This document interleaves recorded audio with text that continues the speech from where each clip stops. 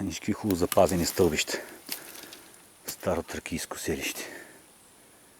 Как си стоят. Толкова хиляди години, къде е излезал смърча от дървото. Целият път. Какво викаш тук зидането? Трябва да видиш, да направи впечатление. Виж големия камък. Виж големия камък. Ай, траките, кой викаш, така се ги застъпва. Другия камък. Малките са вътре, нали? Вътре е пълниш. Да, отзад, отстрани на структурата. Така. По пътищата минава едното колело на колесницата и другото колело на колесницата. И вътре е пълниш. Това е стълба сега. И вътре е Има стария тракийски път и горе така. Същия... Да, принципът е същия, само дето е стълба. Тякин, няма значение стълба, лев път. Да, градежи иска да кажеш. Градежа тракийски.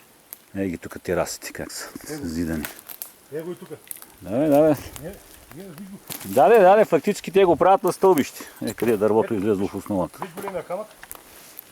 Виж вътре малките. Тук големия. Къде е? Така и пак. Тежестта пада в края. Пак пълниш. Как са се запазили. Ги терасите тук. Той е като зикорат, нали ти казах? Данчо, като го гледахме, така се събира и става по-тясна нагоре. Ето е стълбата. Да, ама самия терасите стават нагоре по-тясна тип пирамида. Може. Стъпаловидна. Тези зикоратите, деца са в Египет.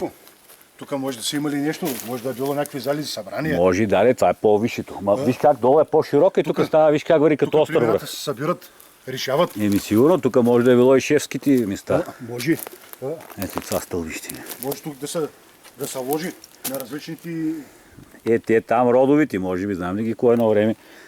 Той един жрец се командва. Виж го, откъде до къде е. Да, ама става по-тясна. Надолу е по-широка.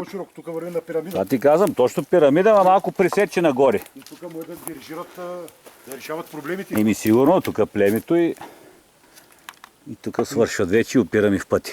И това е терасата последната. Айде.